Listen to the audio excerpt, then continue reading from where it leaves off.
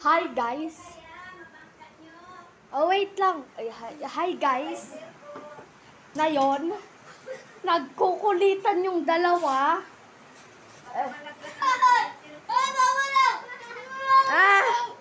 Nagkukulitan yung dalawa na yon nung walang dahilan. Pero may ipapakita ko sa'yo. Back to school sa June 16. June 16. By the way, eto ang yung marker ko, tas eto ballpen ko. Huwag kayong magsisi sa pantas ako kasi sabi lang ng mama ko. Tumigil kayo! Eto naman yung pantas ako. Huwag nyo sisirin. Huwag yung tagay kasi ito makulit to.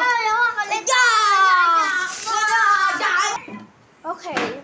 Buti tumigil yung guy!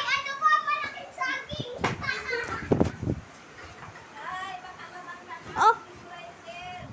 Mabangga daw! Mabangga daw yung nebulizer! Ano ba kayo? Today, nasa higaan lang ako.